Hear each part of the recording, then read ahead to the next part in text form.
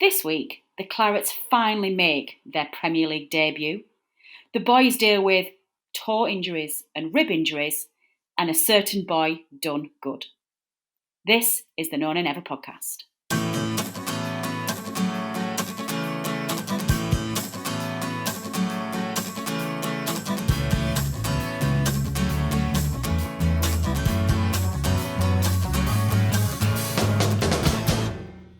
Hello and welcome back to another episode of Season 8 of the Known and Never podcast. Now, before we start, a little bit of housekeeping for you. Following last week's new episode, I was very kindly reminded by Statman Dave, who else, that this is in fact Season 8 of the Known and Never podcast and not Season 7. Apparently we had a different provider for our podcast hosting way back in Season 1. I didn't have to deal with technical issues back then. I think young Adam Howarth used to do it for us, and I'd forgotten that we had a different provider in Season 1. So when I was looking at our stats and it said this was Season 7, it's actually Season 8. So there you go, listeners. Welcome back to Episode 2 of Season 8 of the Known and Never podcast. And this week we are reviewing cup games, we're reviewing Premier League games, we're looking at injuries, we're looking at transfers. So much to talk about. But of course, I am your host, Natalie Bromley, and joining me this week are regular panellists Tom Whittaker and, drumroll, I don't hide. I never get invited on, then you get Robbie all excited Kopak. when... Robster! you get all excited when I come back, so that's why I take it. I go on holiday for a few weeks. I'm like the Johan Berg Gudmundsson of the podcast. Lies. I come back here and there. So this is what it is. It's just an ego boost, isn't it? Crack, Dawn, it's not even funny. Thomas, are you a Thomas? That's a good point, actually. Tom, are you a Thomas or are you just a Tom?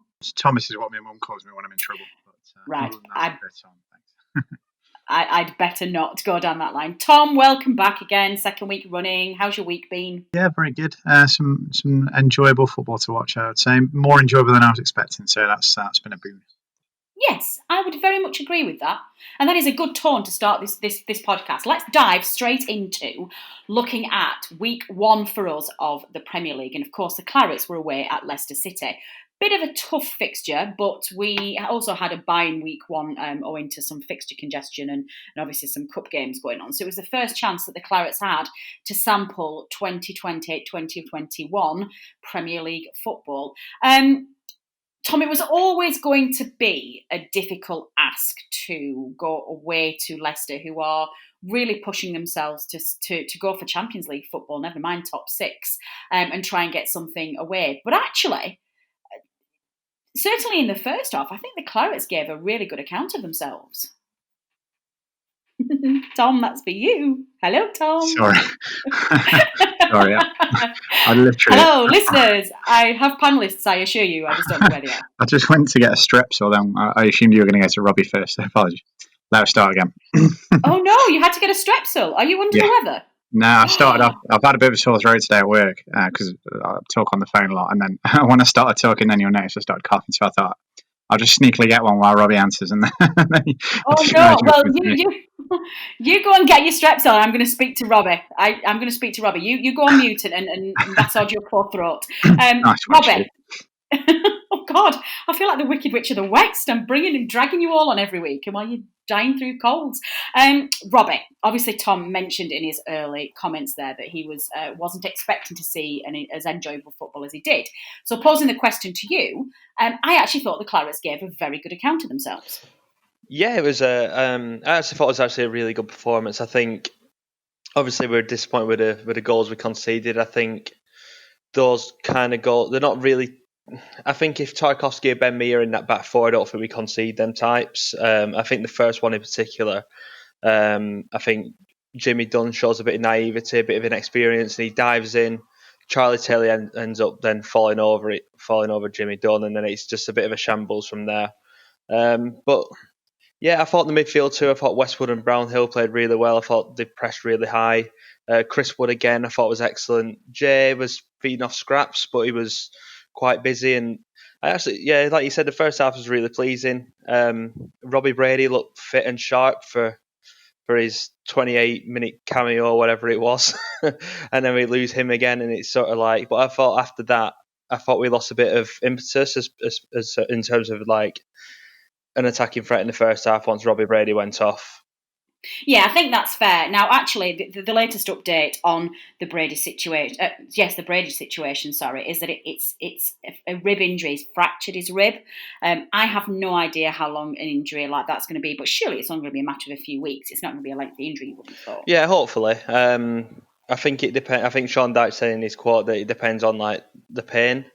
I think it's more to do with. I think when you stood up and stuff, I think you don't really feel it. I think it's more when you're turning and twisting that you feel the pain of it, and it can be quite severe. Okay. But yeah, hopefully it'll be weeks rather than months, because he did look. He looked an awful lot closer to the Robbie Brady we saw 2-3 years ago than maybe we've seen in the last 12 to 18 months, where he's looked. He's looked completely well off the pace. He hasn't really looked match sharp, but he looked busy. He was going into tackles. Even like he had a shot on goal with like I think it was a simple save for the goalkeeper, just like a volley, but the technique behind it just showed that you could tell he's technically gifted, and he's definitely one of our better players. Yeah. I think given how long he's been injured, I think we've kind of forgotten just how good Robbie Brady is, and I know some fans get on his back because he has been injury prone, and there's been a few times where he's maybe not quite put in the effort that maybe Burnley fans expected him sometime. He might have just been having an off game, you know what I mean? And I think Brady kind of got lumped into the Brady-Hendrick partnership at times, and a few fans were lumping in on him and just being a bit, excuse me, oh my God, it's catching. Tom, you've managed to give me your cough through the podcast. And I think we've actually forgotten the quality that Robbie Brady has. Yeah, I think another thing with Robbie Brady is that a lot of people, obviously we talk about his injuries quite a lot, but majority of his injuries, he's got to have been proper, like serious injuries. Like obviously, like the knee. Yeah, true. Like is it his second rib injury now with us? And it's sort of like it's not as if it's hamstrings and muscles going. Like the proper, like genuine injuries, which you can't really prepare for. So I think he gets a little bit of unfair stick. But yeah, if we can get him back fit this season, obviously it takes a lot of pressure off Dwight McNeil because it's more quality from set pieces as well. Yeah. Do you think a lot of the positivity around Brady and in his performance, particularly this game, Robbie, was down to the small squad we've got? Surely Brady must now be looking at this and thinking, I've got a chance here. You know, I've been stuck on the bench. I've been in and out of injuries. This is my opportunity now to actually play regular football. That must make a difference. Yeah, sure. And he's probably looked at it from a recruitment point of view as well, that we haven't done any business yet. So if he felt like he was going to be, you know, a backup winger, he probably felt like we would have brought somebody in by now. You would have thought it would have been a priority position. So Robbie Brady probably does eye up that right-hand side in particular and go, I'm going to start there. That's going to be my starting role in this team. Yeah.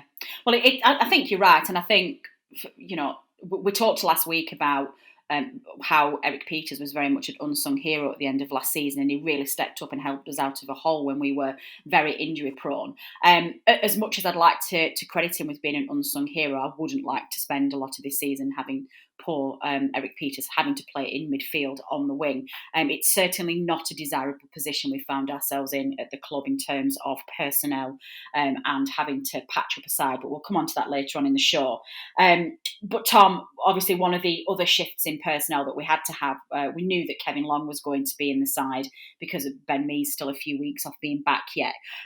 But we had the mystery surrounding Tarkowski's tour, which was announced before, we got it before the Sheffield United game midweek for the Cup and before the Leicester game, in that James Tarkowski is not in the match squad because he's recovering from a toe injury. Cue much suspicion, Tom. Yeah, it's not the kind of injury that you hear about very often, is it? I think Dyche said it was a badly bruised toe, which I can't remember too many instances of players being out with badly bruised toes before. Obviously, very unfortunate time, and it's a shame that they couldn't maybe get a photo of his badly bruised toe, put it on the Twitter feed just to set all our minds at ease. Not that I particularly want to see it, but it would have that might have been it might have made the whole thing slightly more believable. Did you believe it? Did you believe it, Tom, or did you think it was rubbish? Did you think he was out the door? Well, when they said before the Sheffield United game he was injured, I thought, well, it could be that he's got a very slight knock, and they're thinking it's a League Cup game. We're not going to bother risking him. And I thought he'll be all right for Saturday. And then when he wasn't all right for Saturday, I thought, oh dear. Yeah, I think we all did. I'd be very surprised. It's surprising to me that he couldn't play a Premier League game because he had a bruised toe. Now, I don't know, maybe I'm cynical, maybe it's the kind of horrific toe bruising that the likes of which we'd never seen before, and it's imperative that he didn't get it stood on or whatever, else he'd been out for a very long time. Maybe that's the case, who knows. But no, I have to say, when I heard that he was out of a Premier League game, a big Premier League game where we're backs against the wall, we've already got Ben Mee missing, that did not sound like the James Tarkowski of old to me. So, yeah, you have to question whether something else was going on behind the scenes with that, I think, not to be cynical. Yeah, I think it made it worse for me that Ben Mee was out. I think if Ben Mee had been playing, I would have been more inclined to accept the toe injury, because I thought, well, we've already got Ben Mee, Long can cover for a game and it's better not to risk him. But for talking not to play that game when we were starting our first Premier League game of the season with, and actually we'll come on to this in a minute, credit to them and bless them both, but Kevin Long and Jimmy Dunne, inexperienced playing together and inexperienced in terms of Premier League football, and just not as solid a player as Mee and Tarkowski are, you would think that Tarky would move hell or high water to try and get to that game. So it definitely raised a suspicion. I'm going to stick with Tarky though at the moment, Tom, just because it does feel that has gone off a little bit. It looks like West Ham have given up. Leicester apparently are still monitoring the situation, but haven't really ramped up their efforts to sign him. And according to press releases today, Dyche is saying that he thinks that he might be back for the Millwall game tomorrow, which seems odd to me, because I think if he's recovering from a bruised toe, let's not risk him for a cup game against Millwall. Or do you think he needs a fitness? I don't know. I suppose you could look at it like the Sheffield United game. They seem to sort of treat it almost a bit like the last pre-season friendly before the league. It wasn't sort of played at 100 miles an hour, and you could say that probably that did get some fitness into some legs. So maybe they'd look at it the same way and think, well, he's missed a couple of games. Perhaps give him a run out in this game. We're probably not going to be at 100 miles an hour. So yeah, maybe that's the thinking. Maybe there's been some sort of development. Maybe he's got a bit of an idea since the weekend that, okay, there isn't going to be a bid in this transfer window. I think I agree with you. I think it's maybe a similar situation to what we've had with Dyche in the past. There's probably, if the right offer came in, he wouldn't say no to leave him. But if West Ham, I mean, like I said, I think he'd go to West Ham anyway. But if they're not going to stump up the money, if Leicester aren't willing to part with the money, then there isn't really anywhere for him to go. So we might as well carry on and play for another 6 months or a year at Burnley. So if that's the case, then maybe it's that they're thinking, well, he's fit enough now, and maybe it's a bit of a sign to the fans to say, yeah, he's not rushing off. Look, he's going to play in this League Cup game, and I think we can probably all agree that if he was willing to step out in the League Cup against Millwall, that's probably an indication that he's not kind of down tools, his head's not switched off or anything like that. He's happy to get on with it. So maybe that's the thinking as well, a bit of a PR boost from that point of view. That is an excellent point, Tom, and I must admit that's not something that I'd thought of. If Tarky plays tomorrow night, or tonight if you're listening to this tomorrow, for the Millwall game, that would fill my little heart with joy. That would be a huge boost. Right, Robbie, moving on then, sticking with the Leicester game. We've talked about whether or not we would have conceded those 4 goals and how many of those 4 goals would have gone in with the Ben Mee James Tarkowski partnership. But I do want to stick on our centre halves, because Kevin Long, I just think he's amazing. I think to have that commitment to be a bench player for 10 years of your career, but still come on whenever asked to it and give 100% is just so admirable. We've talked about it so much. And I don't think that Long did anything extraordinary at the weekend, but I also don't think he made too many mistakes. I think he was relatively solid, and I think we can therefore concentrate on the man of the hour, little Jimmy Dunne, Premier League debut, bags himself a goal, trips over Charlie Taylor, but otherwise does a pretty solid job. Yeah, I thought he did the sort of typical defenders kind of jobs, like in terms of clearing headers, and he looked comfortable on the ball. It would just like when it come to when we were really under pressure in terms of like camped in our own box. I think that's when the inexperience showed between Long and Jimmy Dunne, where is what I was saying before. They're not the type of things we concede when Tarkowski and Ben Mee are in that back four.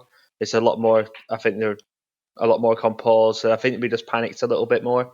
But I think that's just bound to happen. I think with more game time and more experience, they'll just iron themselves out. And I think if Tarkowski does stay, I'm happy with a backup of Jimmy Dunne and Kevin Long. I think they both proved that they can step up. And obviously, when you could, you know what, Jimmy Dunne when he scored, he looked so happy. You could tell he was proper buzzing, but you could tell he was trying to like play it cool and get back into his position. It's like, I've got you were proper buzzing, and it was like it's not something we see a lot of. Obviously, we saw it with like Dwight McNeil when he scored his first goal against West Ham, but it's not like a regular occurrence for us. But we're trying to see somebody come through the youth, through that youth team and make a Premier League debut and then score on the Premier League debut. So it was actually really nice to see. It really was. Yeah, it was. It was. There was an awful lot more positives than negatives, despite the defeat. Yeah, no, I agree. It was almost like I was nearly as happy for him as I was for Vidra last season, but I think Vidra just had a bit more history behind him, so I think his goal was a little bit more deserving of going absolutely nuts. But yeah, I was really pleased for Jimmy. He nearly scored earlier on, didn't he? He had that thing. I think he did a header. He kind of like took it off the line rather than putting it in. So I was really pleased for him. I agree with you, actually, Robbie. For me, I think in isolation, both Jimmy Dunne and Long are pretty decent backups, but I think both of them need the experience and the leadership of either Mee or Tarkowski next to them. Jimmy Dunne next to Ben Mee, for example, will be superb, or next to Tarky. And we've already seen how much better Long plays when he's against when he's partnering one of those two rather than on his own. So I think it was just a little bit too much to ask to put both of them in there. And step up. But do you know what? It sounds like I'm being down on them, and I'm really, really not. I think for their level of capability, I think they worked hard. I think they did as well as they possibly can do. And like you say, it was just unfortunately they were against some good strikers and some good movement, and they just lacked that clinical edge, I think, just to stop some of those goals going in. But, it's one of those things. We knew it was going to be a struggle facing that Leicester side. And, they tried the best, and that's all you can ask for.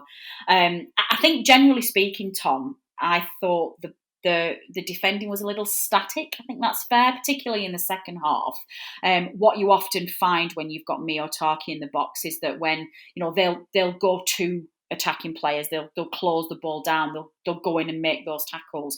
I found too many times in the game that all of them, and the whole back four, not just these two, not just the centre halves, were quite static and waiting, inviting the players to run at them rather than taking the initiative and pushing them out.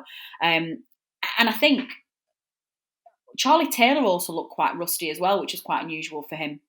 Yeah, I think you make an excellent point on the blocking of the shots. I think normally Ben Mee and James Tarkowski are like the two best players in the league when you look at the block stats at the end of the season. Not that I habitually look at the block stats, but if I was to, that's who I'd see at the top. And there wasn't much of that, like you say. I think the ball got passed around them quite a lot. I think a lot of it was fear of Vardy getting in behind. And to be fair, they did quite a good job on Vardy. I think there was the one, obviously, the moment you mentioned earlier when he managed to get around Taylor and Dunne and they sort of tripped over each other. But aside from that, I don't think he really got into the game very much. But I think the payoff of kind of shackling him and staying deep and not letting him get around them and in behind them was that there was a lot of play in front of them. And like you say, it got zipped around them quite a lot, around the corners. And obviously, as a team, we didn't deal with it. Taylor, you're right. I think part of the problem for Taylor was I don't think he got a lot of protection from McNeil. I think it's a part of his game that is probably not, doesn't come naturally to McNeil, especially because he's played central a lot as a young player.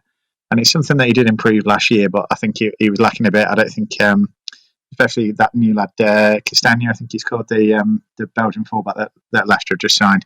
He had quite a lot of room on the right hand side, and the own goal from Peters came from that. It was the ball, T-Lawrence played it across, and just nobody cuts it out. And you think maybe if we had a bit more kind of discipline on that left hand side there, it might have been a bit tighter on him, and we wouldn't have been stretched quite so much. But and it's difficult for Taylor as well, because quite often he's more of a junior partner in the defence. I think he is younger than Long. He's probably played more games, but he's younger than him. But obviously Tarkowski and Mia are older than him as well. So I think quite often he's maybe looking to them a little bit more, and he's perhaps trying to get a bit more free rein to go on the attack. So perhaps he was kind of caught in two minds as to whether to bomb on or to hang back a bit and protect the more inexperienced defence. So that's perhaps why he struggled a little bit as well. But I think the main thing you have to remember is Leicester have actually got quite a good team, and we've been to Leicester in the past, and we've played sort of top 6, top 7 clubs in the past, and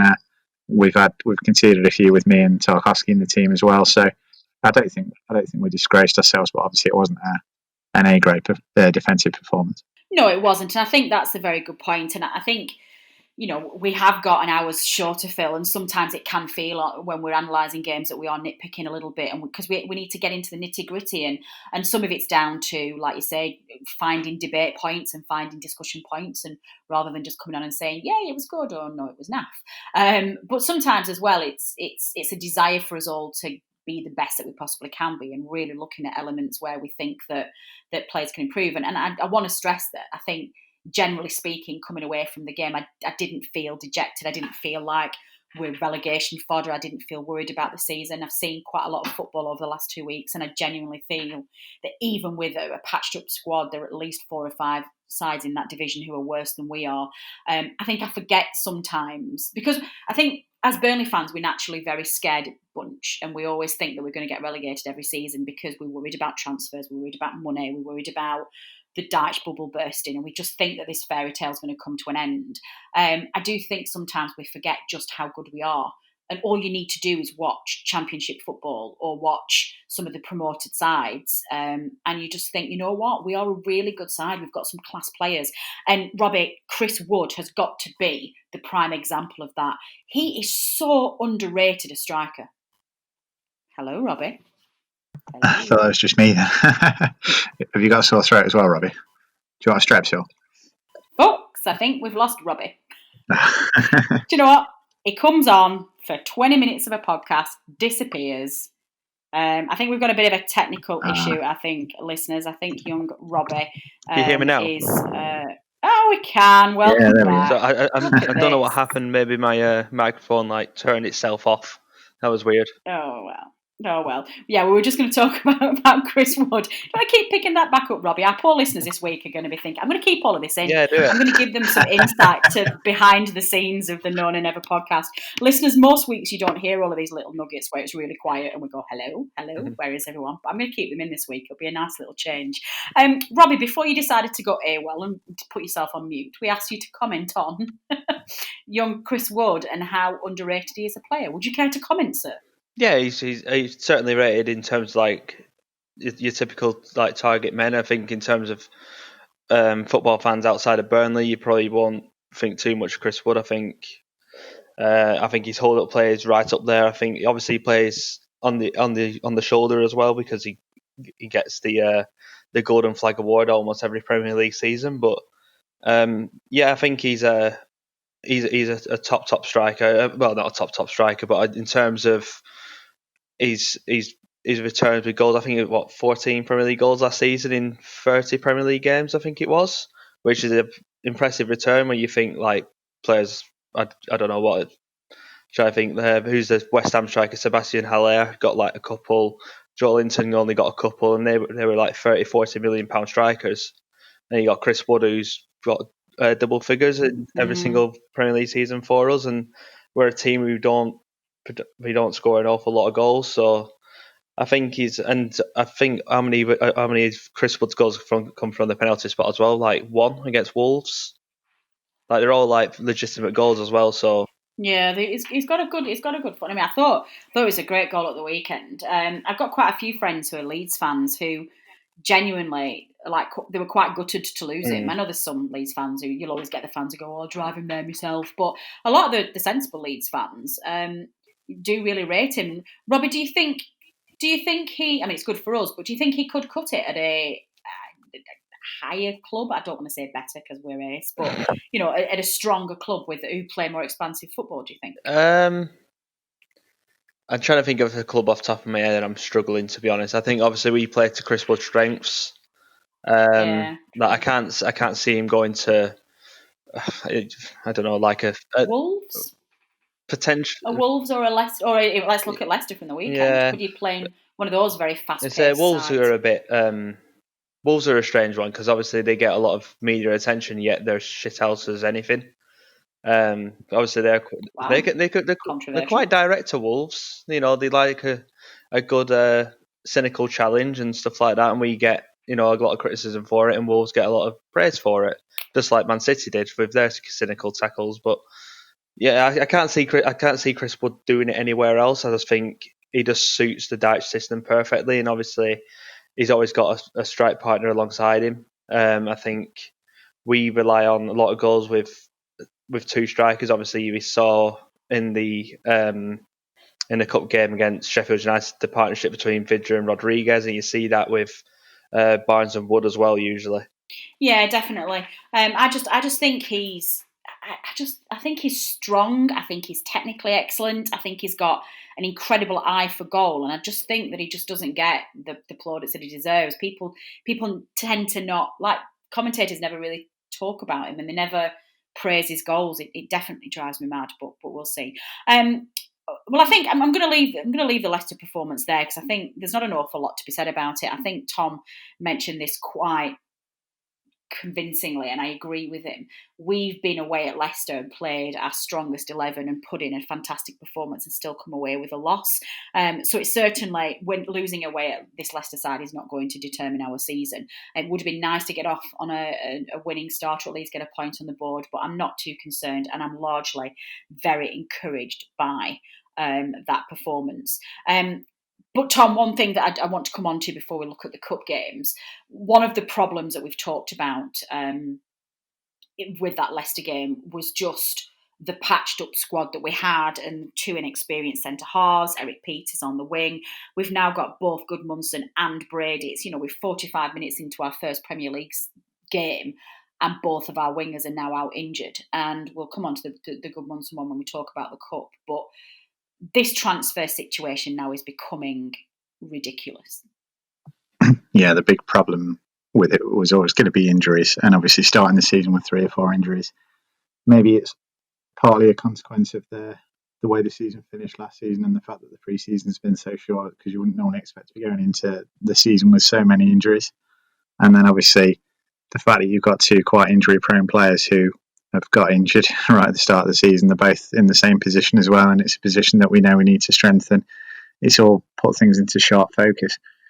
If you're a glass half full person, you might say, well, perhaps this is going to light a bit of a fire under the board, and they're going to realise how kind of stark the situation is now, how close we are getting to the deadline. I think there's 2, maybe 2.5 weeks till we can't actually bring anybody in, and then we will be in trouble. So maybe if you're an optimist, you could say that it's a good time for it to happen, in that sense that it's happened before the window's shut. We're not in a situation like we were a few years ago where we didn't buy a midfielder and then Marnie got injured as soon as the window had shut.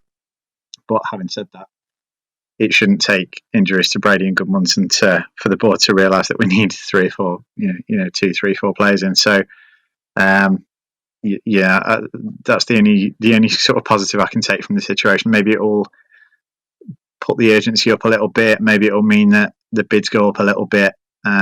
Fingers crossed. That's the only positive we can take from it. And I suppose the fact that it could have been worse for both of them. I think we were expecting Gudmundsson to be out for a long time, but I think Josh said it was going to be probably not as long as feared. And obviously Brady, if it settles down sooner rather than later, it's better that he's got a cracked rib than like a muscle tear or something like that. So touch wood, we can rush him back soon. And touch wood, as I say, it has a bearing on the transfer policy before the window does shut. Yeah, we've still got 2 weeks left. It's the 5th of October that we've got to get these over the line, so we have got time yet. I mean, it shouldn't come as any surprise that Burnley are leaving the transfer work till late. They do it every single season, and it should be no surprise to us that finances are a problem because they are every single season. But it's getting beyond joke now, and I know I particularly expressed some frustration on social media at the weekend because I was just so fed up of this situation. I just need an explanation as to why it feels like every season we're going backwards. The longer we spend in the Premier League, we should be getting healthier in terms of finances. We should be able, and we should feel confident enough to increase transfer budgets. We should be smarter at identifying targets. We shouldn't still be looking at Stoke rejects. We should be better now in the European market. We've had 5 years. We've got a director in there who is, a chief scout who's supposed to be overseeing these transfers, and it just feels that every single transfer window we get worse and not better. But Robbie, the latest two that we're looking at bringing through, the one that looks like it's getting over the line is Dale Stephens from Brighton. Is he 39, Dale Stephens, a central midfield? Now, on the face of it, central midfield isn't really an area that is vital at the moment to strengthen. But I think we talked about this in the group chat over the weekend, that we do need some cover there. Generally speaking, is that a good signing? Yeah, I think it'd be a solid signing. I think it also frees up if we do struggle with injuries out wide as well. Josh Brownhill can always cover the right hand side again, like he did for Project Restart for a couple of games. So I think that's probably in the thinking as well. It's obviously not ideal with square pegs in round holes with Brownhill, but yeah, it'd be four central midfielders with Cork, Westwood, Brownhill, and then Dale Stephens. So I think it'd be a solid signing. I think I saw it'd be around £1 million as well. So £1 million sort of for a Dyche type. Obviously, Dyche rates him. Dyche has wanted him for quite a while now. We had like 6-7 bids rejected for him in 2017, was it? So he's obviously Dyche obviously rates him. He was obviously like a big target for Dyche a few years ago. So I mean, I've absolutely no doubt if Dyche thinks he can still fit in this team, then who are we to question it? Yeah, I think that's a fair point. And like you say, I don't necessarily want to see Brownhill pushed out onto the wing, but at the moment, Dyche is just looking at things with trying to balance and flexibility. Again, it's frustrating that that's the way that our transfer policy is going, is that we're looking at trying to find utility players who can play out of position and cover. It's like, for God's sake, can we not just buy players who actually play in their position? But like you say, Stephens would be good cover, especially at the moment as Jack Cork's still injured as well, and we don't know when he's going to come back. Like I say, I think Brownhill's been an absolute shining light recently, and I don't want to see him pushed out onto the wing, but needs must at the moment. And if it means us having to fill bodies, then I don't mind that. And like you say, Robbie, if it is $1 million, that's just absolutely nothing, and it's a no-brainer. Get him in. Tom, the only other one that's sort of doing the rounds at the moment is our old friend Craig Dawson, who's apparently back on the radar as cover centre half. Again, I don't have any. He's an older player, he's experienced, he's likely to be relatively cheap. I think that's probably repeat as above, isn't it? With Stephens, probably the same signing, the same comments. Yeah, absolutely. I think a big thing with Dawson would be as well, especially after the Gibson situation, is he happy to come and sit on the bench? Probably with him getting towards that age, he probably is. You'd like to think maybe we'll keep Tarkowski for at least another year. Obviously, Ben Mee's got a few years left in him as well. So if we're not going to be breaking up the centre-half partnership this season, and you want a decent, experienced replacement who's happy to come and sit on the bench, it's going to be tricky to convince someone like Worrell from Nottingham Forest, who's playing every week at the minute and in that age where it helps to keep playing, to come and do that. So from that point of view, it makes sense. And then obviously, like you say, from a finances point of view, that kind of thing as well. So I wouldn't be unhappy with that. It would be nice if that did get over the line, maybe to get Dunne or Long a loan, especially Dunne, if he could get a loan maybe at a higher level than he's been before the Championship or something like that, another season under his belt, and get him a bit more ready for the top flight. Yeah, I think actually just picking up on that Dunne situation and possibly what's it called, a loan move out, Tom. We talked last week, I think we talked in the previous show as well, about we've always had a ready-made replacement to step up for Tarky came in when we lost, what's he called? My brain's gone. Michael Keane. To Everton. Thank you. It's not where I was going to say Michael Keaton. When we lost Batman to Everton, but obviously at the moment we're a bit concerned that with Tarky not being there, we didn't have anybody to step in. Well, Dawson would fill those shoes while Dunne does become that replacement. And what we saw at the weekend against Leicester, Dunne absolutely has the quality to be a really first-class defender. So I think just 7 days in, that situation feels a little bit brighter to me.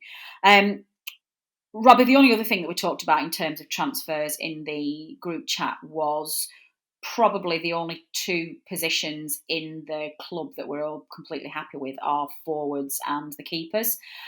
So with that in mind, we're still a week down now. What is the minimum you think? What is the minimum we think we need to sign just to get us to Christmas? The minimum that you would be happy with.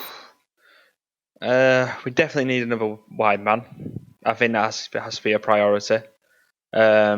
Obviously, Gudmundsson out, Brady out. We only have Dwight McNeil as our fit, recognised winger, and obviously there's, I imagine if he got injured and that'd be it. If we'd have absolutely no one, we'd have Eric Peters and Matt Lawton on the out wide for us. So that's an exciting prospect right there. But yeah, I definitely need a wide man, backup centre half, and then I think that'd be pretty much it. I think ideally I'd want us to get two wingers, but I just don't think we'd get two. And nobody in the middle, just two wingers. Actually, if that's the minimum you'd be happy with. Yeah, I don't think a central midfielder is absolutely crucial. What if Ashley Westwood gets injured tomorrow night? We got Eric. Don't stop panicking. We've got Eric Peters. He can play everywhere. Stop. Not Eric Peters, Natalie. Eric Peters. He can play left back, left wing, right wing. Eric Peters is like the new Graham Branch. Oh my Lord. Listeners, this is why we don't invite Robbie on very often, because he comes out with nuggets like this. Eric Peters will save central midfield. Tom, same question to you. What is the minimum that you would be happy with if we just to get us through to Christmas, assuming we sign somebody else in Christmas? Yeah, assuming that it's not possible to clone Eric Peters and just put under the three of him in the squad. Then the fallback options I would say would be, I think we definitely need a midfielder, at least one winger and a centre half. I think if we get them three in, would be all right. Yeah, anything on top of that's a bonus, but they're the minimum for me. Yeah, well, that would do it. So if we brought in Dawson, we brought in Stevens, we've got both of those down the line, they would cover until Christmas those, and then we just need to find a wide man in the next 2 weeks, then that would, I agree. And then if we can just genuinely keep hold of Tarky and genuinely start to try and get some of these injuries back. I tell you what worries me, this injury list, I think. I know Dyche said in his interview today that he was definitely expecting some of these injured players to be back by now, and it's taking longer than they thought. Well, I'm not being funny, but we've heard that before. Injuries always seem to take much, much longer. And I don't know whether it's that either we are too cautious or Dyche's expectations aren't right or we don't get privy to the proper information. But is it me or does it always seem to be that we lose? Players take months and months longer than we think they're going to do to come back. I think part of it is Dyche's cautiousness. We sort of see it as well with, for example, not playing young players, not throwing them in. Even in the League Cup, he won't give them 10 minutes off the bench. I think he's the kind of manager who does not. Another example would be signings. We have to know everything about them. We don't want to buy anyone that we don't know everything about. So you'd say part of the reason we don't get players in is his stubbornness. And I think that's the same with injuries. I think some managers might chuck people in. I think some managers might think it's only a bruised toe, you can play. Whereas Dyche is, I think, a lot more fastidious. And it probably serves as well in some instances. It might be that we get less. Well, I was about to say it might be that we get less recurring injuries, but obviously not in the case of some players. But maybe overall it suits as well. I mean, it's just another one of Dyche's little idiosyncrasies. And, it's one of those, if you don't love me at my worst, if you can't handle me at my worst, you don't deserve me at my best with Dyche, maybe. Oh, wow. Gosh, I loved that. I'm going to use that. I might even make the podcast. That's the title. I like that one. Good one, Tom. Pulling that nugget out.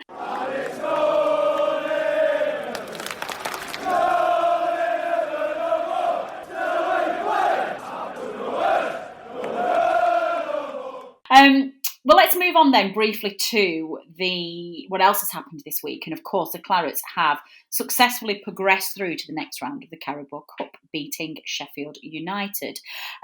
Robbie, despite going down to a really early goal and also a really early injury to Johan, good battle by Burnley. And I think in the end we would deserve to go through, albeit we had to go to penalties, but I think it was the right result in the end. Yeah, obviously we get a bit frustrated with our cup results or the lack of cup runs in particular. So to beat a Premier League opposition, I think is always pleasing. We have another good opportunity to get through again tomorrow. I think obviously Millwall we should beat really. But yeah, it seemed like a really good performance. Obviously, all the penalties in particular were converted quite comfortably. None of them seemed to squirm through a goalkeeper. All like really good penalties. No, good penalties, all of Yeah, them. that's always like pleasing to see. I think obviously we don't get a lot of penalties, so I don't know how often we practice them. So to see all 5 converted is actually really reassuring. Yeah, definitely. Yeah, I was going to mention that, Robin, and certainly like people like Brady at the end who had to take that 5th penalty to obviously if he missed it would go to sudden death, but he was scoring to seal us victory to the next round. I thought he looked cool as a cucumber, especially as we talked about earlier that he hasn't been playing recently. Let's take us back to early on then. Obviously, I think I'm going to chalk off the early goal to just a bit of rustiness. It was the first game we played back, and as we talked about earlier on, it felt very much like a pre-season friendly. The injury to Johan, Robbie, I've seen it so many times, and I cannot believe it wasn't a red card. I'm shocked. Yeah, it's a nasty one. I think we talked in the group chat about it, didn't we? And I think me and Tom were both in agreement that we don't think it's a red. Or I think it'd be hypocritical to say that Ashley Barnes shouldn't have been sent off for the challenge on Matic 4 years ago, but say this is a red. I think it's very similar because it's basically just the motion, the sort of a follow through. But as I think Dyche said in his post-match comments, in terms of modern day football, it is probably a red card. I think it's more amazing that he didn't get booked for it. Yeah, that's probably a good point. Actually, I still think it's a red. I don't necessarily buy the comparison to 4 years ago. I think like you say, the game changes every season. I think in the current rules of the game, I think he has to see red there. And like I say, he's gone through the back of the poor lad's knee, and he's now going to be out for weeks. But to not even get a yellow card was just I just didn't massively understand. But then I guess Tom, you look at that, and from the referee's mind, if it's serious enough of a foul that it needs to be a booking, then it's either a red or nothing. I don't think it is. I don't think that there is a happy medium there, is there? Maybe I'm being unfair.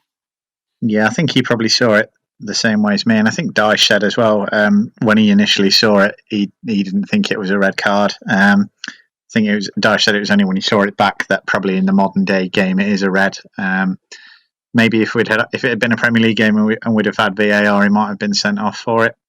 But I'm with Robbie. Like for me, I don't think he's gone to do him there. Obviously, he's caught him on the follow through when he's played the ball. But me personally, I don't think it was a sort of a snidey one. I think it's just a genuine sort of accident, and I think a red card would have been a bit harsh. I think if it had gone the other way and Ben Mee had done that, I think probably our fans might have enjoyed it slightly more. So. For me, I can see why people think it was a red, and I probably agree with Dyche when he says that in the modern day game it's a red, but yeah. I'm a bit more old fashioned, I think. I think I wonder whether I'm allowing the emotion of it to cloud my judgment of this. And as fans, we do this quite a lot.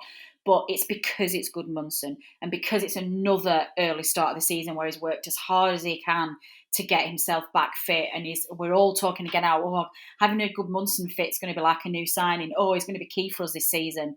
And 15 minutes into his first game, he's off on a stretch with oxygen. And I do wonder whether sometimes it's just the anger of that and the disappointment for him that makes me just want to punish the guy who did it to him as much as I can and think, send him off and ban him for 3 games because how dare you do that to Johan. I mean, Tom, you've got to question the psychological blow that this is going to have on JBG. I mean, the poor guy just cannot catch a break, can he? Yeah, especially a lot of the noise in pre-season was that the kind of the niggles that he'd been sort of played with previously were kind of gone. They got to the root of what the problem was there.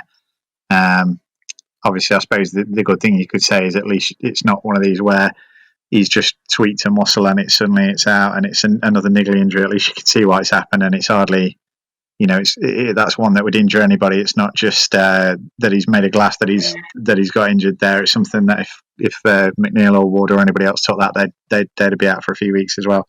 And the other good thing, obviously, when you see him on a stretcher, you think, Christ, so we're going to see him again this season. But Dyche said it was not as bad as first feared. So hopefully all that is kind of a bit more of an encouragement for the lads. He's obviously battled back really hard to get back previously.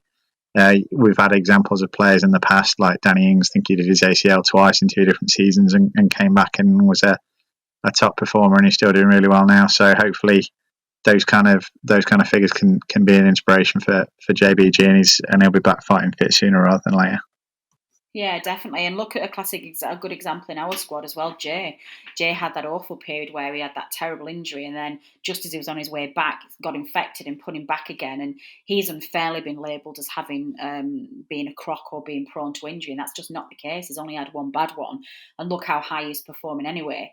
And Robbie, speaking of Jay, I thought one of the absolute shining lights of that Sheffield United game was that continued relationship that's developing between Vydra and Jay. I just love watching those two play together, and I think they really complement each other. And of course, this time resulting in another brilliant Vydra goal. Yeah, I think they're both 2 of our most technically gifted players. I think I think that's how they both complement each other, and I think the fact that Jay can mix his play up as well, because he has got that sort of aerial presence as well, that he can go up for a header, that he can hold the ball up, that sort of suits Vydra too. So when them 2 are in a partnership together, Jay can sort of play that number 9 role, as sort of Vydra can be the little man in terms of the partnership. So yeah, you can sort of see that partnership in particular like blossoming even more. Yeah, definitely. Tom, the only other thing that I want to talk about in the Cup, obviously, is we're going to play Millwall tomorrow night. So I'm going to pose this question first. I keep saying tomorrow night. Clearly, listeners, we're recording this on Tuesday, so it might be actually tonight if you're listening to this on Wednesday, or last night if you might be actually listening to this in the future and this was in the past. Who knows? Tom, obviously, there's been a lot of condensed fixtures with the Carabao Cup this season, and a lot of the getting through these early rounds thick and fast. And we're in a very weird position where we know who our 4th round opponents are going to be before we've played the 3rd round. And unbelievably, we've got City away again. I mean, come on. How unlucky can you get? I think we might be at home, actually, is it? Oh, is it home? Well, either way, it's still City. I think so, yeah. I mean, it doesn't really make any difference in this day and age anyway, does it? There's no fans there. Yeah, it was a bit of a blow, wasn't it? I did see that Guardiola said after the game Monday night that he's going to just play the kids. And to be fair, one of the most annoying things about drawing Man City in the Cup every year is they seem to be the only team that play the best 11, or I suppose the squad's massive and they've got loads of good players, so a very strong 11 in every Cup game. So maybe if it's a case of, because the games are so thick and fast and back-to-back, that they are just playing the kids, maybe we'll have half a chance if we do get past Millwall. But having said that, I think we're going to play a few kids tomorrow night as well, so whether we get the chance to play Man City remains to be seen, I suppose. Well, you'd think, Tom, that even playing... Well, actually, 2 things with that. Number one, we haven't got that many players to choose from. So even playing a load of the kids, we're still going to have to fill at least half the team with our first teamers. You'd think even with a weaker team that we're going to have enough about us to get past Millwall. Edit, you can guarantee I've just completely jinxed us, and this little nugget will go on social media by Matt when I've just jinxed the entire squad. But by the way, yeah, you'd expect us to get past Millwall. But Robbie, the question that I was leading on to with this is that, does that give a really weird dynamic now, in that kind of removes any incentive to get past Millwall tomorrow night, because you're already knowing what your future's going to be, and that you go, oh great, we get past Millwall and we have to play City, the current holders, in the cup again and probably get knocked out. And in that sense, does that change your build up to the game? Not really. I think I'd rather us go out against Man City than Millwall. I think I'm sick to death of us going out against lower league opposition, against teams who we should be beating. That's fair. Obviously, we had Burton a couple of years ago. The Lincoln one still hurts. Accrington in the League Cup still annoys me. And I just think if we went to Millwall and got beat, or sort of went to Millwall and didn't show up and just got turned over, then that'd be even more frustrating than getting beat 5-0 by Man City. Interesting. That's interesting, actually. I get that. I do understand that, because you want to have pride in your performance, and you don't want to be laughed at by other fans. You know what I mean? It's like you want to prove to people that you are, you do take your game seriously, and you've got some talent. So I probably understand that. I'm not sure how it's affected me, to be honest. I think actually, Tom, is that what you meant when you said we're going to play a load of kids tomorrow night? Do you think that he will literally just treat it as a training session, or did you just mean because of injuries? Yeah, I think a bit of both. I don't think he's got much choice to play at least some kids, because he ain't got that many players. But I think he will rest a couple as well. So yeah, I think it'll be a mix of experienced players and youth team players, I think. Predictions then, Tom. Do you think we've got enough? Do you share Robbie's enthusiasm? Do you think we've got enough to get past Millwall? Well, I thought we had enough to get past Accrington, Burton, Lincoln, and look how that finished. So. I was encouraged by the performance against Sheffield United. Actually, I think we did play well in that game. So if it's a similar kind of performance, then yeah, I'll give it Burnley 2-1. Excellent, Robbie. What are your thoughts then?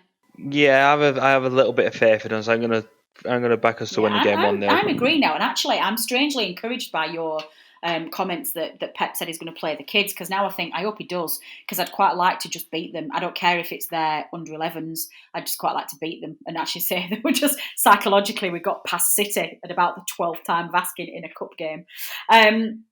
Well, let us know what you think, listeners, depending on when you listen to this. I'd be interested to see what you guys think about that whole dynamic of knowing who your next round opponents are going to be before you've played the fixture before. I know you get that sometimes when you go to replay, but this is quite a unique position where everybody knows who their next round opponents are going to be. And I just, if you've got any opinions on this, or you share my bit of a weird, funny thinking about it, then drop me a tweet and let me know what you think. The only other thing to cover, guys, is it is Tuesday, 22nd of September. We're recording this podcast, and as we speak, our Prime Minister is on air talking us through the latest in COVID-19 lockdowns that have been put into place and stricter measures. And this has come with the announcement earlier on today that the planned reopening of football grounds so that fans could watch live sport has now been pushed back. We were due to start filling the grounds from the 1st of October, and that now will not happen.